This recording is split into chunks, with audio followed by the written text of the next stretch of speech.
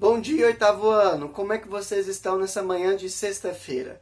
É sexta-feira, chegamos aí ao último dia dessa semana e eu venho apresentar as aulas da videoaula de hoje. A primeira aula de História, seguida por uma aula de Geografia, uma terceira aula de Redação e uma última aula de Matemática. Nessa mesma sequência, a primeira aula de História, ministrada pela Miss Aires, seguida por uma aula de Geografia, ministrada pelo Mr. Sench, a terceira aula de Redação, ministrada pela Miss Cristiane, e a última aula de Matemática, ministrada pelo Mr. Matheus. Pessoal, lembrando que as aulas de OPE de vocês acontecem por meio de lives ao longo da semana. Então fiquem atentos aí ao cronograma, né, de lives, os horários, tá bom? Coloque o relógio para despertar, para que você levante um minutinhos antes, então, da sua live começar. Pessoal, nos colocamos à disposição de vocês. Lembrando que aqui na descrição do vídeo estão o momento que cada uma dessas aulas começam, junto com a agenda de vocês. Qualquer coisa, podem nos procurar. Pessoal, ótima aula para vocês, uma boa sexta-feira, aproveitem aí o final de semana e até a semana que vem. Fiquem com Deus. Tchau, tchau.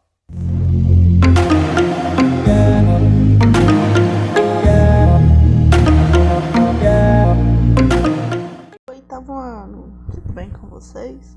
Hoje nós vamos ver uma independência que foi diferente das outras independências que a gente viu até agora, porque todas as outras que a gente viu até agora diz respeito a independências vindas da elite que não queriam perder aí seus privilégios, certo? Hoje nós vamos ver sobre a independência do Haiti.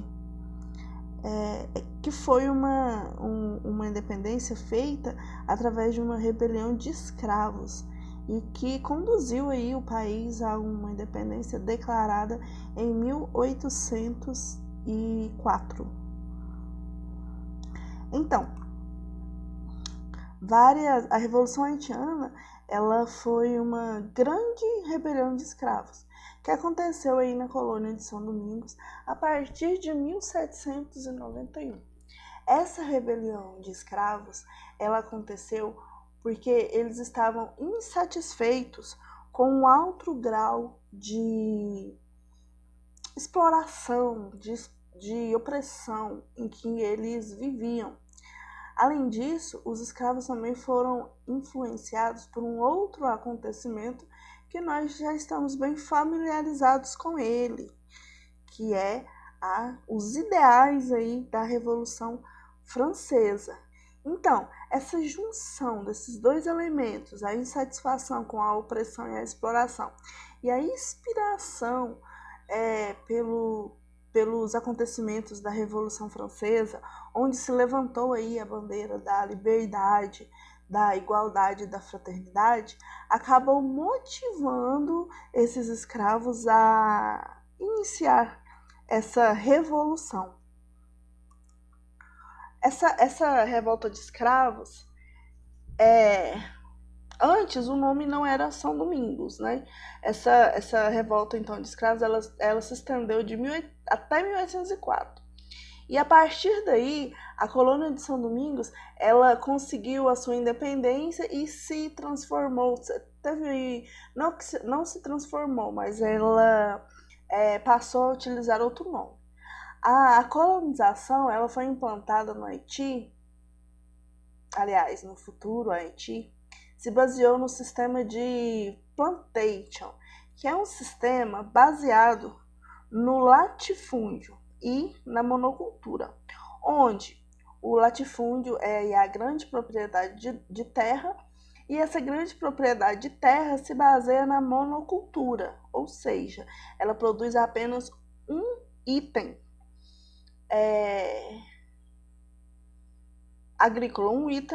agrícola.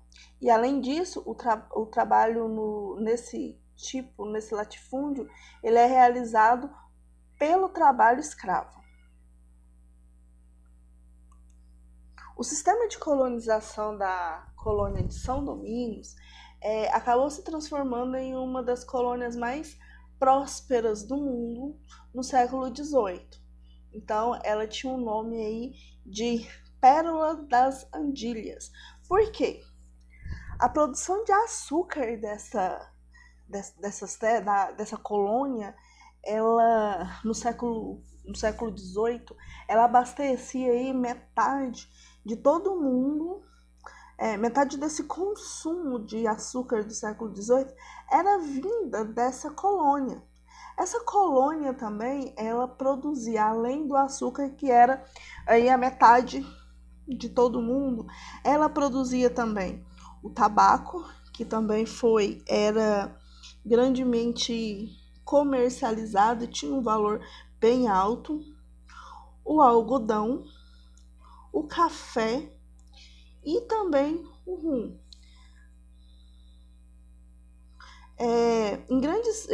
Eles fabricavam todos esses produtos em grandes quantidades. Ela era tão próspera, tão produtiva, que ficou então conhecida pelo nome Pérola das Antilhas. Como a colônia de São Domingos era uma colônia próspera, a mais próxima do mundo, isso significava então que, logicamente, o sistema colonial implantado pela elite era um sistema extremamente exploratório e que tratava aí com grande crueldade esses escravos. Por quê? Tinha essa grande exploração e essa grande crueldade. Então, só para vocês entenderem, aqui através desses dois gráficos, para a gente ter uma ideia aí da proporção da quantidade de escravos que existia naquela colônia. Que territorialmente a colônia era pequena, porém ela se organizava da seguinte forma. Olha aí no gráfico. 40.000 pessoas eram franceses, ou seja, eram os brancos da sociedade. 28.000 eram os mulatos e escravos libertos. E a grande maioria da população de São Domingos, com 452.000 pessoas, eram escravas. Ou seja, 40.000 controlavam 452.000. Isto é mais do que 10 vezes o maior de brancos que existia dentro desta ilha. Então, essa dominação, essa exploração sobre o trabalho do escravo, ela se baseava na extrema violência e na extrema opressão, e isso, óbvio, naturalmente, motivou aí as rebeliões. Então, quando a Revolução Francesa se iniciou, naturalmente ela gerou aí alguns reflexos nas colônias. No caso de São Domingos, esses reflexos foram vistos aí pela elite colonial, onde a elite procurou se afastar da metrópole para garantir os seus privilégios e intensificar a exploração sobre esses escravos. Essa elite, ela temia que alguns dos ideais e da Revolução e as mudanças que estavam acontecendo na França afetassem, óbvio, os seus privilégios. Então, eles procuraram se afastar da França o máximo que eles podiam para poder manter os seus privilégios e também para poder manter aí a sua exploração e, com isso, garantir os seus lucros, proteger os seus lucros. Os negros, por outro lado, eles tinham, óbvio, outros objetivos. A ideia dos escravos em São Domingos era de se libertar do domínio colonial para que, principalmente, os escravos pudessem dar fim aí ao sistema de opressão, dar fim à escravidão. Porém, também tinha nessa sociedade os negros libertos. O que esses negros libertos eles queriam? Eles queriam que os seus direitos fossem equiparados aí com os dos cidadãos que eram brancos, os cidadãos da elite, que habitavam aí na região. Então, os acontecimentos na França ela acabou motivando a rebelião no Haiti, onde os escravos se rebelaram, e isso acabou iniciando a Revolução Haitiana, o que a gente chama de Revolução Haitiana, que se espalhou por todo o país de uma maneira bem rápida. Rapidamente toda a população ficou sabendo aí do que estava acontecendo na França e ouviam sobre esses ideais franceses. Então, o senhor Dutch Buchan foi um dos primeiros líderes. Ele era um sacerdote do voodoo, que é uma religião de matriz africana muito popular no Haiti. E em poucas semanas, sob a liderança dele, mais de 100 mil escravos haviam já se juntado às tropas dele, se rebelando na colônia de São Domingos.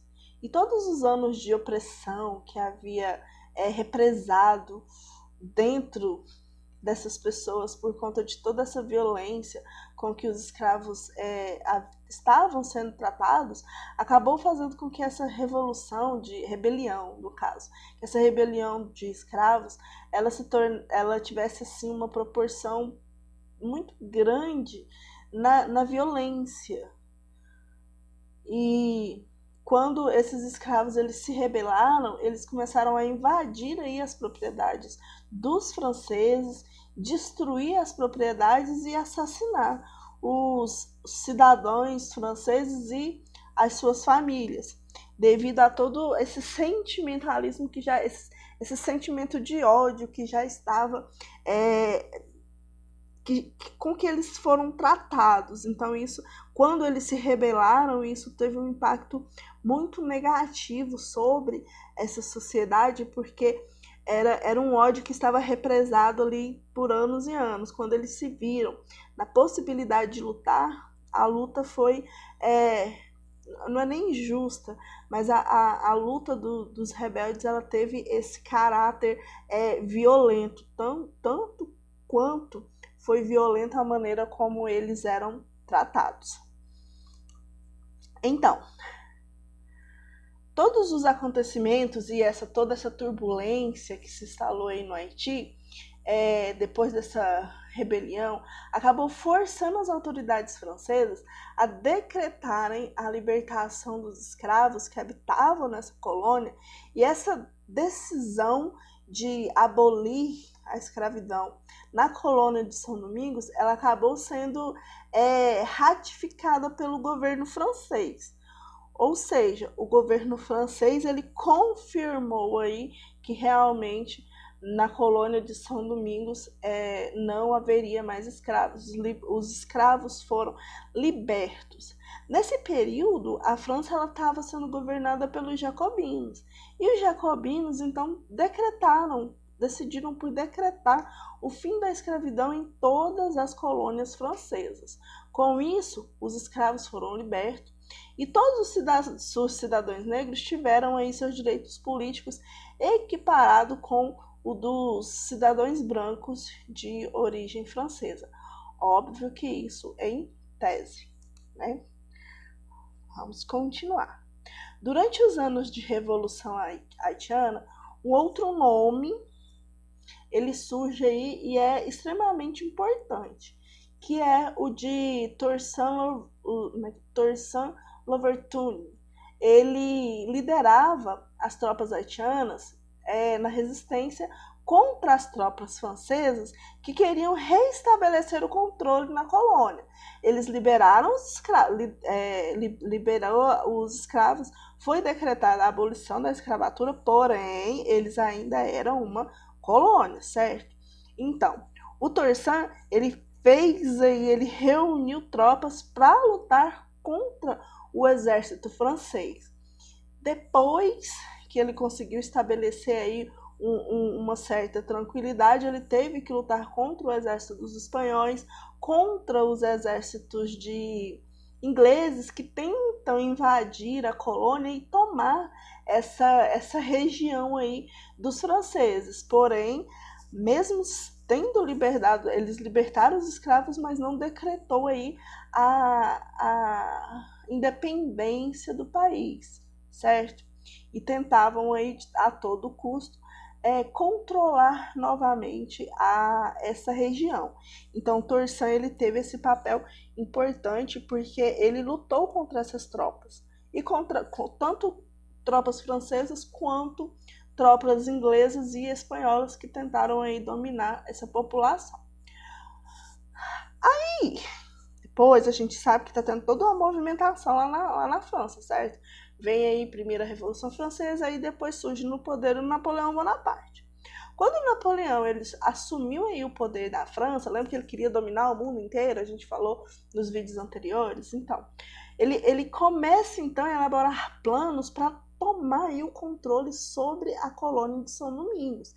E isso acaba fazendo com que Napoleão ele enviasse tropas para a colônia de São Domingos e os franceses eles até conseguiram tomar aí o controle sobre a colônia. Mas durou pouco tempo, foi um período bem curto de tempo que eles dominaram. Durante esse período, eles conseguiram porque eles prenderam Torsan e o Torsan acabou sendo preso, enviado para a França, onde ele acabou morrendo na França, vítima de má nutrição e também por conta de complicações de uma tuberculose que ele acabou tendo.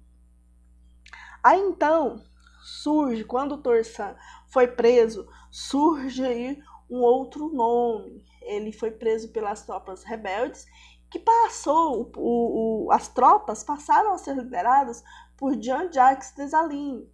2 meses depois, ele conseguiu declarar a independência do Haiti.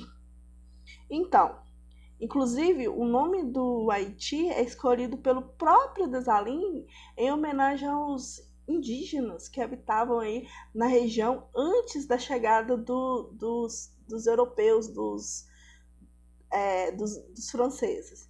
A partir daí, o Haiti surge então como uma nação independente. E os primeiros anos do Haiti como nação independente, o país foi governado pelo Dessalines, e com isso se transformou em um único país do continente americano que conquistou aí a sua independência a partir de uma revolução iniciada e totalmente conduzida por escravos africanos, certo?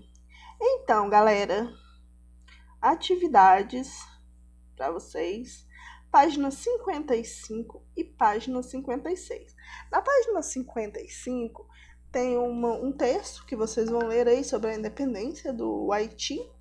E na página 56, algumas perguntinhas para vocês responderem com base nesse texto da página 55, tá ok? Então, até a próxima aula. Espero que vocês tenham gostado aí das peculiaridades da independência do Haiti, que vocês viram. Por que a gente vê... Eu quis trazer a independência do Haiti separado, porque foi totalmente diferente da independência conquistada pelas outras colônias da América Espanhola, tá ok? Então, tchau para vocês e até a próxima.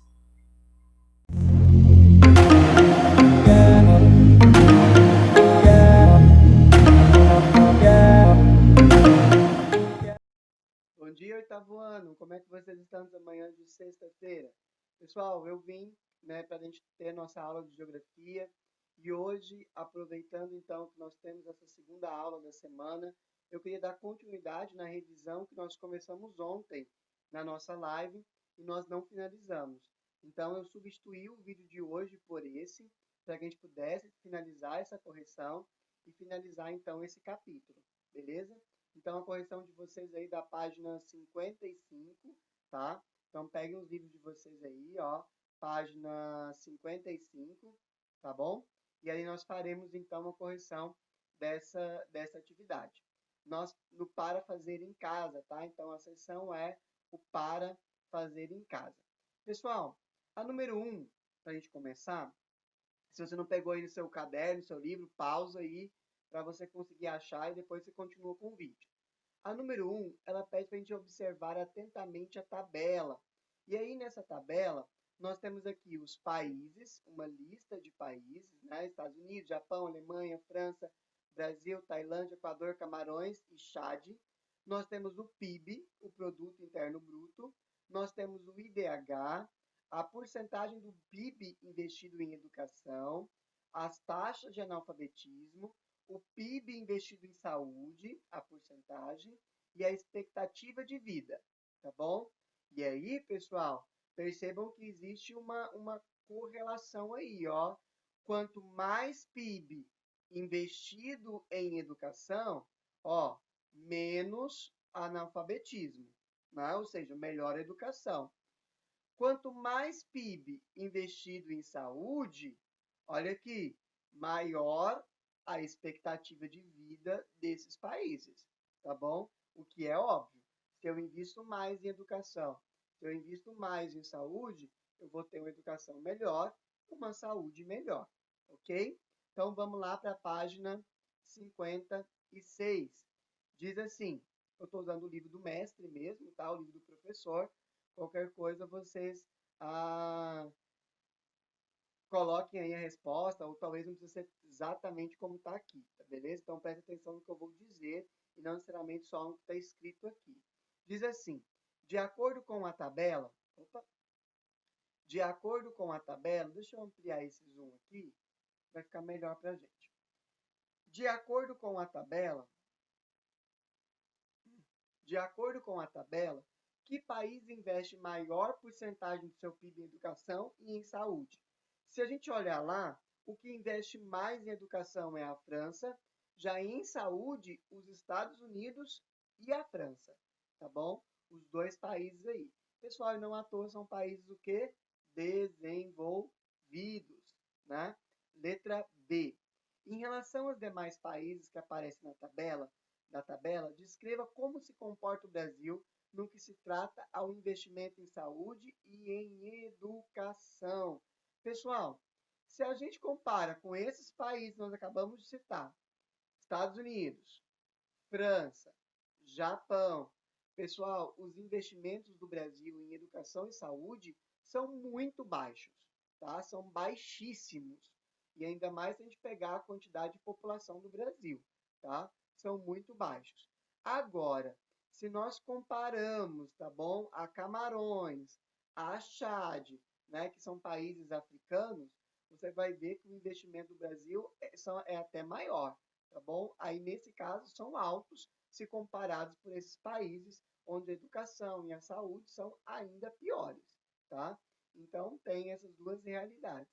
Se a gente compara o Brasil com países desenvolvidos, o nosso investimento é muito baixo. Mas se nós comparamos o Brasil com outros países subdesenvolvidos, o Brasil apresenta uma situação relativamente até boa, beleza? Então vamos lá, dando continuidade. Letra C.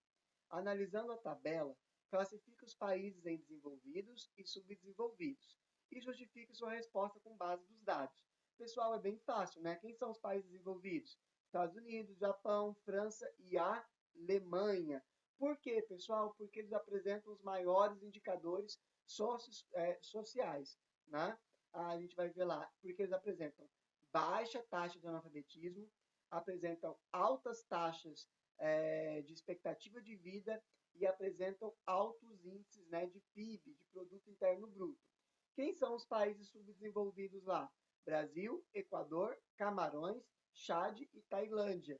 E por que eles são subdesenvolvidos, pessoal? Porque apresentam um PIB um pouco mais baixo, alguns até um PIB mais alto, mas apresentam indicadores sociais ruins, tá? Ou seja, apresentam altas taxas de analfabetismo e apresentam baixas taxas de expectativa de vida, tá bom? Por isso, são chamados aí de países subdesenvolvidos. Vamos lá para a letra D. De acordo com os indicadores socioeconômicos apresentados pelos países subdesenvolvidos que aparecem na tabela, é possível afirmar que esse grupo de países é homogêneo, ou seja, que não apresenta realidades distintas? Pessoal, óbvio que não, né? Eu falei anteriormente, se a gente compara o Brasil com esses países, né, com o Chad, com Camarões, o Brasil apresenta indicadores sociais muito melhores, tá? Então, mesmo entre os países pobres, os chamados países subdesenvolvidos, existe uma diferença entre eles, tá bom? Essa palavra homogêneo não cabe dentro da geografia, tá? Nós somos pessoas heterogêneas, os países são heterogêneos em todos os sentidos, na política, na economia, na cultura, tá? Então, não, tá? Apesar de serem chamados todos de subdesenvolvidos, eles não são homogêneos, não são iguais, beleza? Apresenta grandes diferenças aí entre eles. Isso é um dos motivos para alguns autores chamarem o Brasil de um país emergente ou de um país em desenvolvimento. Um termo que eu já falei para vocês que eu não gosto muito, porque nos dá uma impressão de que nós nos tornaremos desenvolvidos, o que não é verdade, tá? Esse termo emergente ou em desenvolvimento é só para nos diferenciar desses países que apresentam indicadores sociais muito ruins, tá bom? Como alguns exemplos aí, né, da África ou mesmo da Tailândia, né, que apesar de ser um tigre asiático, mas que está lá na Ásia. Beleza? Pessoal, número 2, explique a afirmação a seguir. Os países subdesenvolvidos possuem uma forte dependência tecnológica em relação aos países desenvolvidos. Pessoal, é o que nós chamamos lá, lembra da divisão internacional do trabalho? Os países subdesenvolvidos, eles estão atrasados em questão de tecnologia. Então, o que eles vendem para os países desenvolvidos?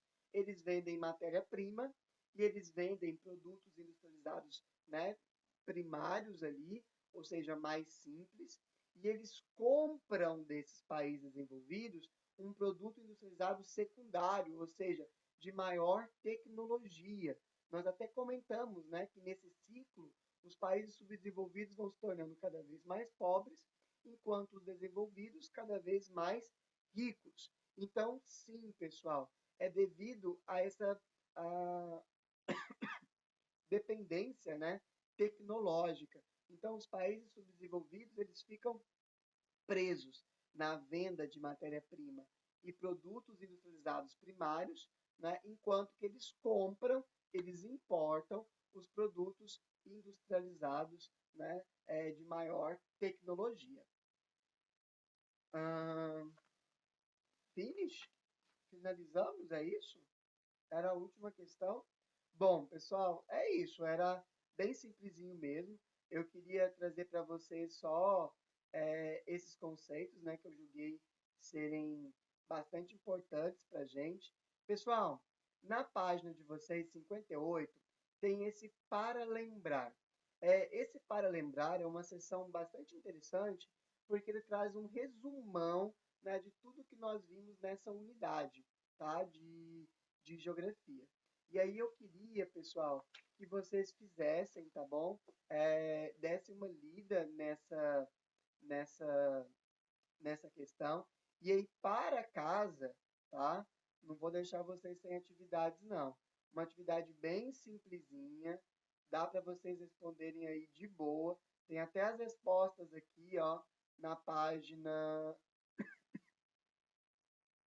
Eita, na página.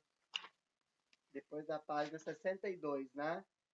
Então, a atividade vai ficar da página 59 a 61, tá bom? Então, eu vou colocar aqui, ó, o homework de vocês, tá bom? Página 59 a 61. A sessão, pessoal, para quem quer mais, tá bom? Então, a sessão é essa, o para quem quer mais.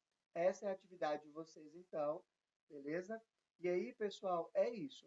Na próxima aula, então, a gente conversa mais sobre esse conteúdo, faz uma revisão, um fechamento, né, de toda essa unidade. E aí a gente vai falar um pouquinho sobre a América anglo-saxônica, tá? Pessoal, no mais, desejo a vocês aí uma boa aula, tá bom? Aproveitem aí o final de semana, descansem. Nos vemos então na semana que vem com os vídeos novos aqui no YouTube, beleza? Pessoal, fiquem com Deus. Tchau, tchau. Saudades. Beijo.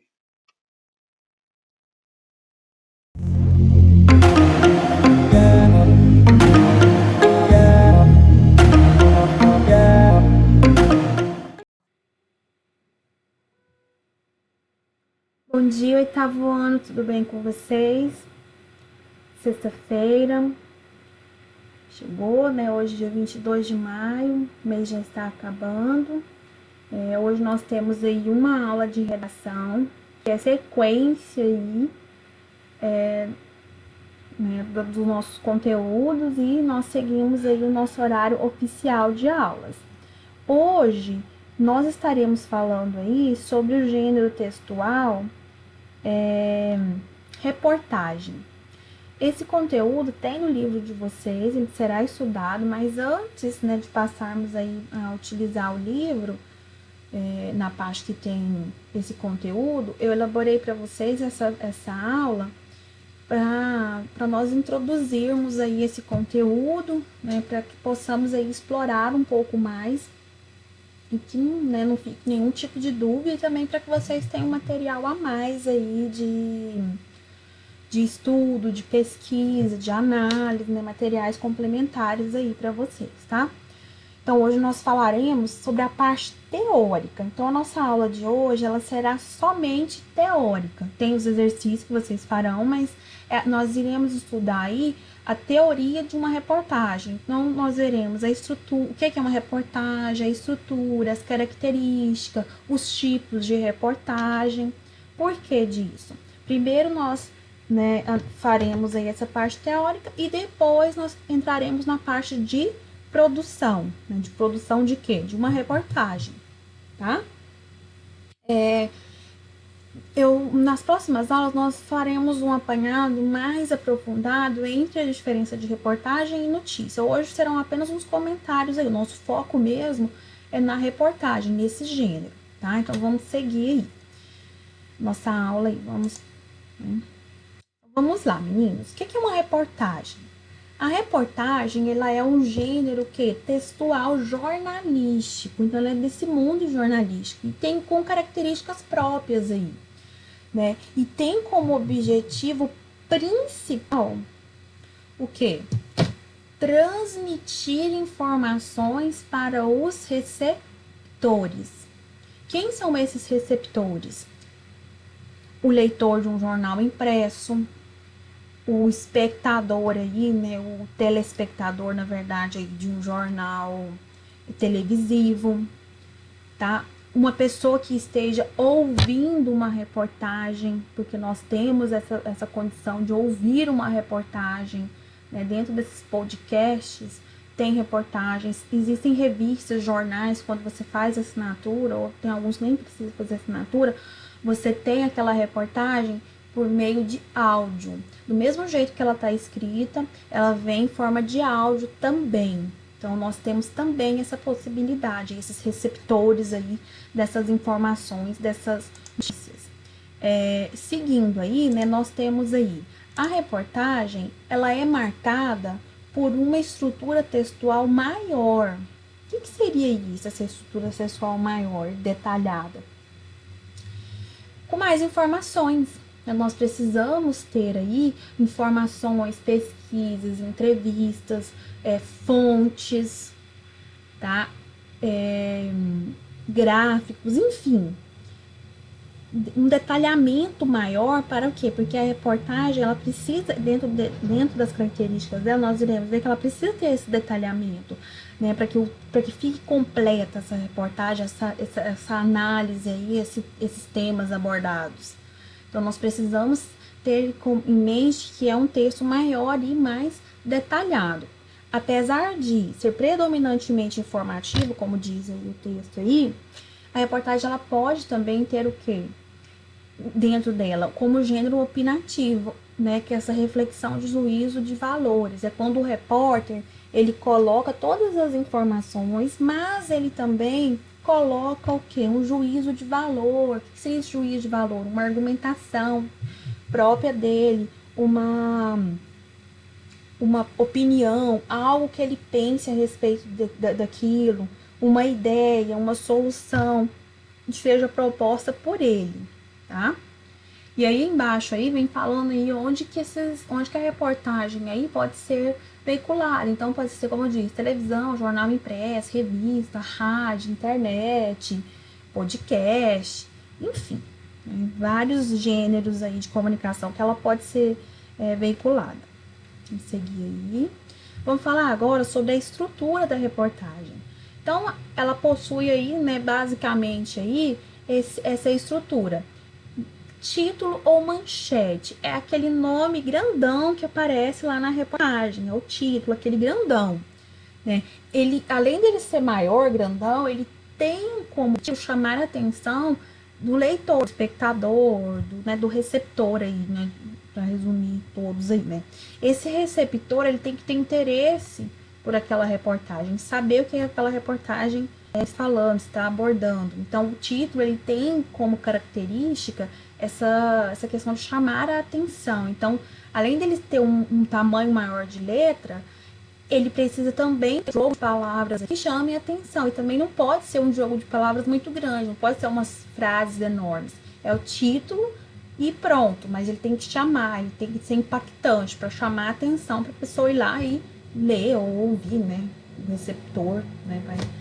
Vai depender da maneira como que ele está se informando e qual meio de comunicação que ele decidiu se informar.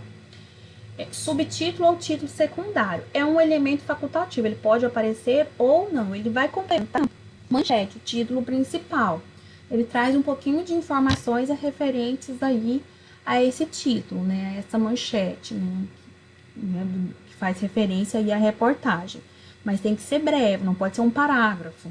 Esse subtítulo aí, título secundário, tem que ser no máximo 2 linhas e pronto. Porque ele não tem como objetivo explorar a temática. A lead, ou lead, né, no jornalismo aí, a lead, é o primeiro parágrafo do texto, no qual são apresentados as principais informações da matéria. Então, vai mostrar as principais informações da matéria, mostrando um panorama e um apanhado geral aí do que vai ser dito aí no desenvolvimento da reportagem. Então, o receptor, ele vai ter como, ele tem, através da lead, ele consegue ficar por dentro aí, né, do que vai ser dito, do que vai ser explorado. Então, aí seria como uma introdução. O jornalismo se diz lead. Tá? Ela não vai responder perguntas como quem, como, por quê, tá? Ele não vai fazer essa resposta. Isso aí é respondido aí em outros gêneros, como uma notícia, que nós iremos estudar posteriormente. Então, tenho em mente que a lead é um resumo, é uma introdução aí do que vai ser dito aí do corpo do texto. Porque aí no corpo do texto, né, que é o da reportagem, é onde que vai ter todas as informações que foram colhidas, que foram adquiridas pelo repórter. Pesquisa, entrevista, material gráfico. O que seria material gráfico? Imagens, desenhos, enfim, vai depender muito da temática aí que está sendo explorada aí na sua esse corpo do texto. O jornalista, o escritor aí, ele precisa ser respondido o que foi questionado, o que foi apresentado aí no corpo do texto. Se foi falado, por exemplo, aí nessa reportagem sobre infraestrutura de asfalto, rua que vai ter asfalto, rua que não vai ter asfalto, precisa ter uma resposta para isso. Onde que eu vou buscar essa resposta? Se eu estou falando de infraestrutura, um órgão que seja responsável por essa parte aí de cuidados com a cidade. Então, eu preciso responder, isso eu estou dando exemplo, tá, gente? Então, precisa ter essa resposta aí dentro do seu corpo do texto, né? Seria a conclusão aí da sua reportagem, né, como um todo. Seria o que? As respostas aí, né, que foram dentro aí dos questionamentos que foram feitos aí dentro da sua reportagem, tá? Então, precisa ter esse fechamento de ideias. Não é com novela, por exemplo, que termina um capítulo hoje, novela, série, termina um capítulo hoje, aquela interrogação, né, que só vai ser respondida no dia seguinte. Paralisa a cena e aí pronto, acabou. Aí só amanhã. Ela precisa ser concluída, né? O que foi dito, o que foi apresentado, ele precisa ter uma conclusão, ele precisa ter respostas. Ah, não tem respostas? Procura alguma coisa que tenha como objetivo aí ilustrar isso, tá? isso o quê? O que foi trabalhado, o que foi discutido, o que foi apresentado, tá bom? Vamos seguir. Agora falaremos um pouquinho sobre as características da reportagem, né? Então, as mais recorrentes, o que? As que mais aparecem. Primeiro aí, linguagem, né? A linguagem, ela tem que ser clara, culta, objetiva e direta.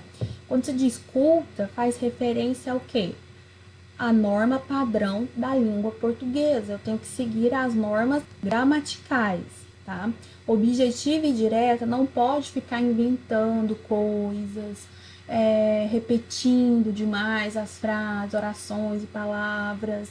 Por quê? Porque primeiro nós queremos informar. Tem que ser uma linguagem clara e tem que ser objetiva. Ela tem que ser o quê?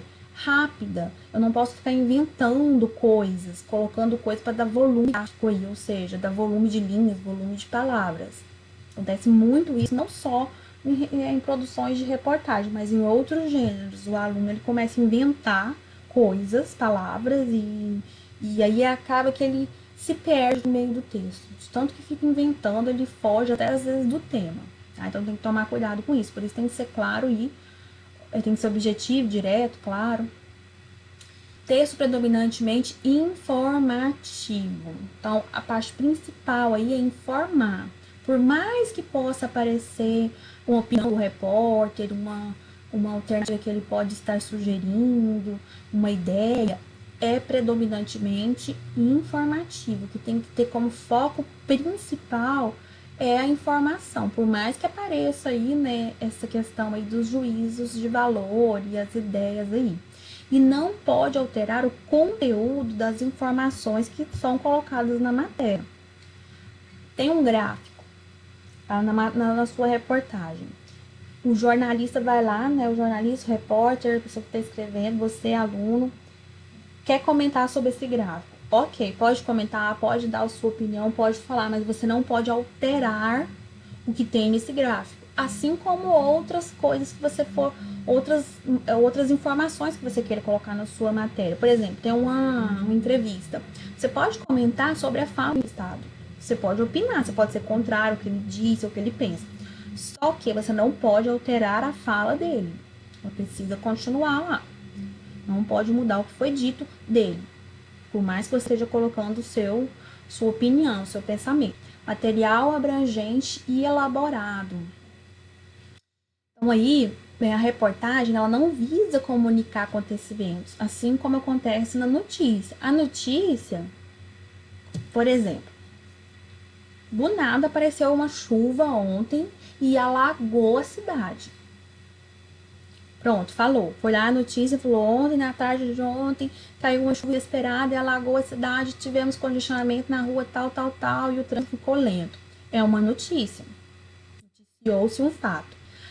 A reportagem, ela precisa explorar mais. Então, o que seria uma reportagem dessa notícia? Seria o quê? Por que do nada veio uma chuva tão forte, em grande volume?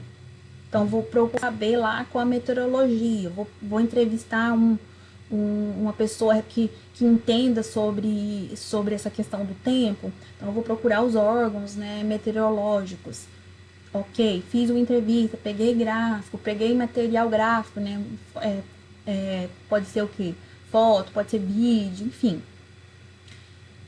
Comecei a coletar material. Então, por que ficou esse congestionamento? Nós temos problemas de infraestrutura na cidade? Nós estamos com alguma obra que colaborou para que esse congestionamento ficasse maior ainda? Aconteceu um acidente, faltou energia, os semáforos pararam? O que aconteceu? Então, você vai explorando em volta dessa notícia informações. E aí ela vira uma reportagem. Então, por isso que, né, precisa de pesquisa e ela leva um tempo a mais para ser elaborada do que a notícia. A notícia você só noticia, você só fala o que aconteceu e pronto. A reportagem não. Ela vem o quê? Ela vem explicando o que tem por trás daquilo, o que levou, né? O que levou a ter aquele fato que foi noticiado.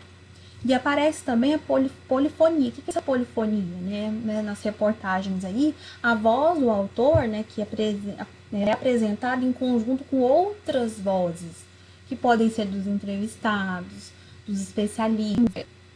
dos voluntários, enfim, vai depender do que você esteja reportando aí, né? Seja colocando na sua reportagem. Que é essa junção aí de vozes, de fala, dessa polifonia? É quando eu tenho uma linguagem direta e eu também tenho uma linguagem indireta. O que é uma linguagem direta? Direta é aquela linguagem que aparece lá os sinais de ponto. Inclusive estamos estudando aí em gramática. Travessão, dois pontos, aspas, ponto de interrogação, tudo isso indica que tem uma fala, ela não foi alterada. Ela é do mesmo jeitinho que foi dita. A pessoa falou e tá do mesmo jeitinho, não alterou nada. A linguagem indireta é quando uma terceira pessoa reconta o que diz. Então, eu tô aqui falando, tô explicando aqui o que é reportagem. Aí, uma pessoa vem e fala assim, professora de ação estava falando sobre as características da reportagem. Aí é uma linguagem indireta, porque né, o narrador, ele recontou o que eu disse. Tá? Então, dentro da reportagem tem isso, tem essa mistura das linguagens, entre linguagem direta e indireta, que aí né, já entra em outras questões aí, que seria linguagem indireta livre, que aí é um outro conteúdo que eu não vou explorar agora, porque já tem outras coisas aqui que são mais importantes, mas só para vocês entenderem aí, né, que tem linguagem direta e indireta. A direta é marcada por sinais gráficos aí de pontuação e a indireta não, a indireta é o recontar aí do narrador, né, do repórter aí, da fala de outras pessoas, tá? Agora, para finalizar essa parte teórica, vamos falar aí sobre os tipos de reportagem. Nós temos as reportagens expositivas, opinativas e interpretativas. As expositivas é quando aparecem o quê? Quando apresentam o quê? A notícia, a reportagem, os fatos, de forma objetiva e imparcial. São somente as informações que compõem a reportagem. Na opinativa, tem-se os fatos e mais a opinião aí, né, o ponto de vista do repórter. E a interpretativa é quando esses fatos são analisados em conjuntos com outros elementos. E ao final tem aí né, uma sugestão aí, né, de uma conclusão para esse tema. Então precisa concluir esse tema, precisa concluir o que foi dito, né? E o que foi dito, o que foi falado, foi analisado e foi intercalado com outros elementos. Então, normalmente as reportagens interpretativas são as mais extensas, porque elas demandam mais tempo, né, o que é interpretado precisa ter mais tempo, precisa ter mais informação. Então, a interpretativa seria mais ou menos a junção da expositiva com a opinativa e mais um terceiro elemento aí, né, que seria aí o acréscimo de outros assuntos aí, mas que façam parte do que seja o tema maior aí, né, da sua reportagem, tá? A parte teórica aí da reportagem, né, a parte de teoria, né, nós falamos aí o que é uma reportagem, falamos sobre a estrutura, característica, tipos de reportagem, são 3, então, um apanhado. E tem 3 exercícios aqui que são propostos, que estão no Google Classroom.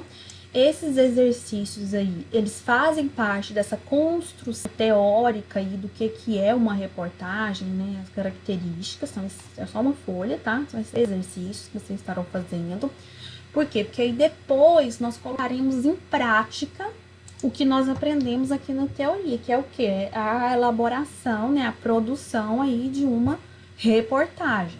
Isso aí já é atividade para a semana que vem, não para hoje, tá? Hoje nós ficaremos só nessa parte aí teórica, né? Do que foi dito aí na nossa aula. E mais os exercícios aí que ilustra, né? Que complementa aí essa fala, né? E essas explicações aí referentes a esse gênero textual, né? Que é a reportagem, tá bom? Beijo para vocês, um ótimo final de semana e até a próxima aula. Tchau, tchau.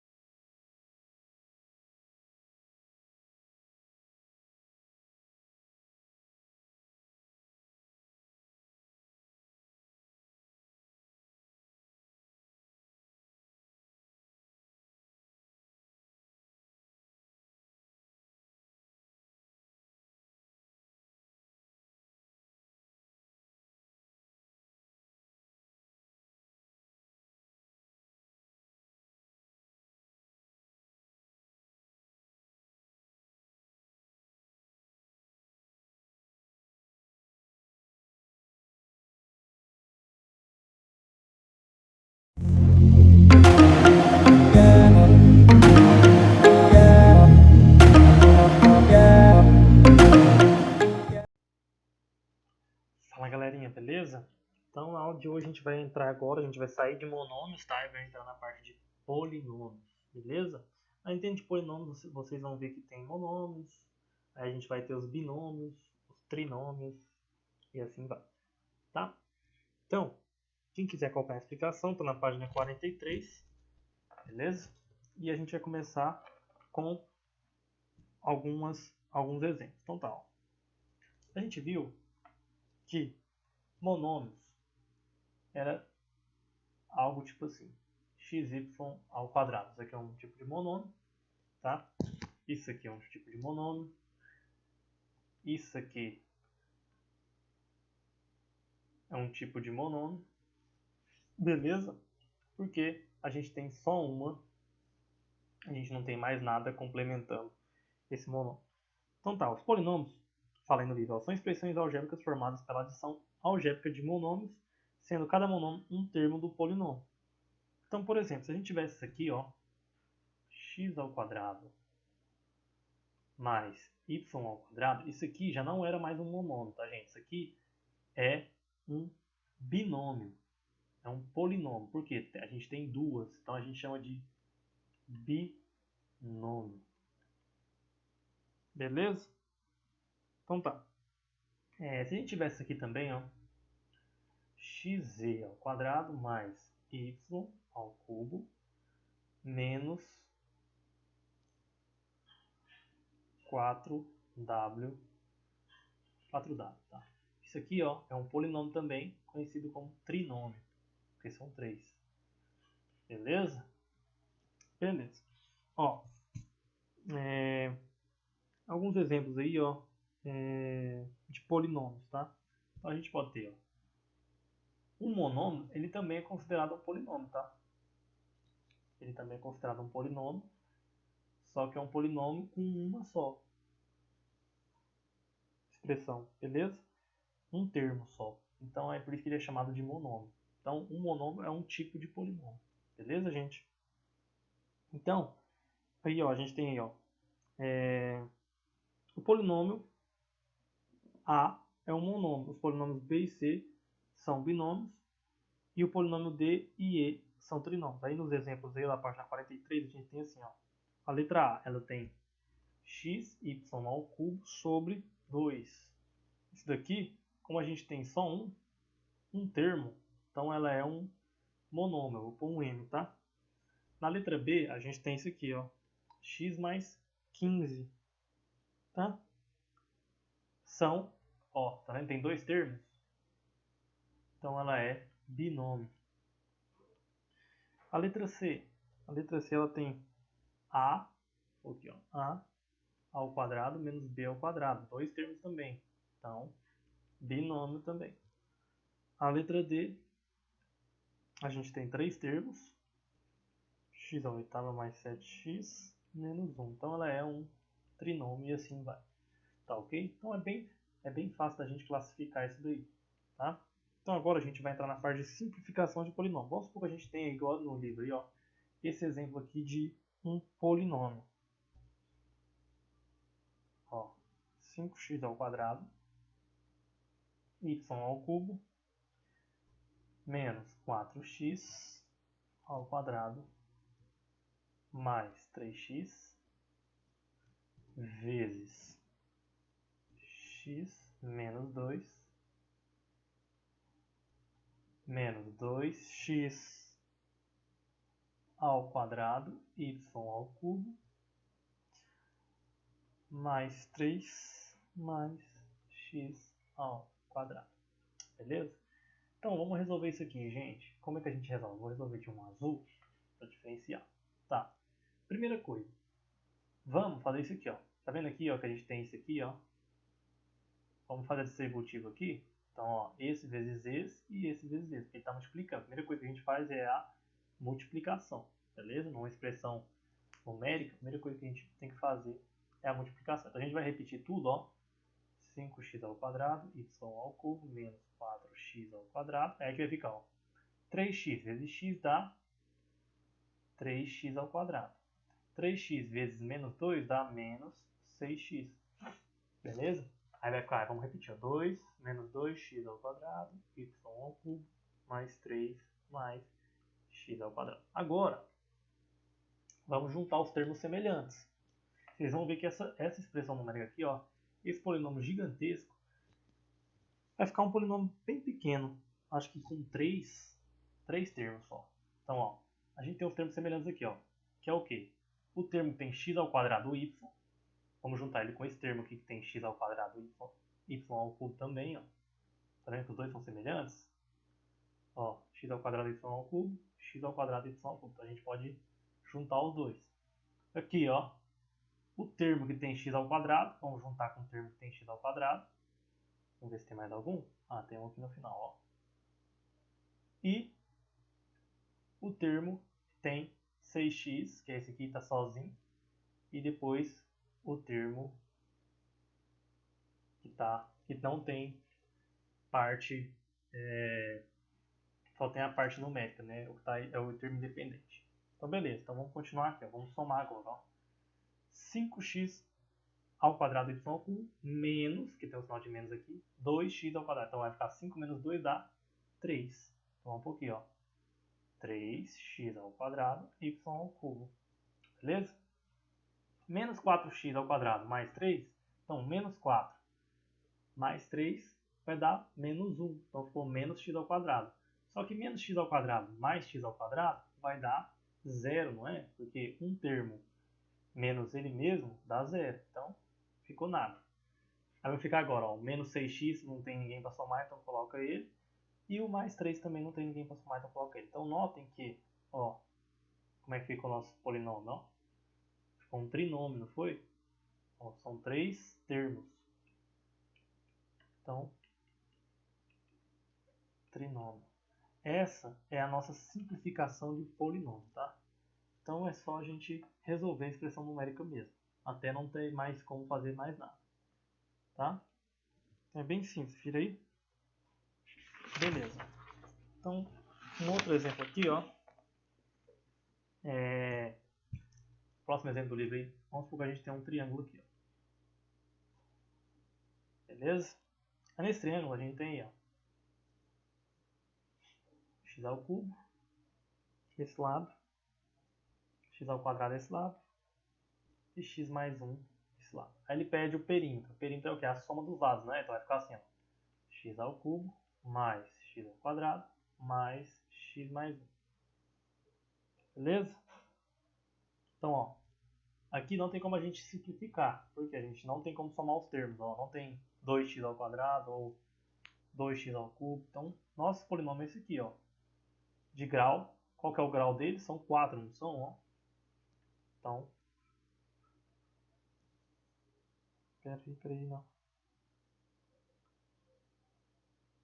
Não. Fica assim mesmo. Vamos falar de grau ainda não, o grau a gente vai entrar ainda. Então, ficou nisso aí. E notem que a única variável que tem aí é o x, não é? A única parte de letra que tem no nosso polinômio é o x. Então, a variável dele é única. É a variável x, tá? Então, ele é chamado de polinômio com uma única variável. Outros exemplos de polinômio com uma única variável seria isso aqui, ó. 2y ao cubo menos y ao quadrado mais 15y. Tá? Então, hoje a minha variável é só o y também. Tá? Beleza? Agora a gente vai entrar na parte de grau de polinômio. Como é que a gente olha o grau de polinômio? É igualzinho a gente olhava o grau de um monômio. Não tem diferença. Tipo assim, ó. A ao quadrado. Qual que é o grau disso aqui? Grau 2. A. Qual que é o grau disso aqui? Isso aqui não é a mesma coisa, está elevado a 1? Então, grau 1. Se eu tivesse aqui, ó, A, B. Qual que seria o grau disso aqui? Eu tenho um aqui e tenho um aqui. Então, somos 2. Grau 2. Se eu tivesse aqui, ó, A, B ao cubo. Eu tenho um aqui e 3 aqui. Então, grau 4. Beleza? Se eu tivesse aqui, Matheus, ó, 23A ao cubo, B à quinta. Então, ó, 3, a gente olha só os expoentes. 3 mais 5, 8. Então, grau 8. E assim vai. Beleza?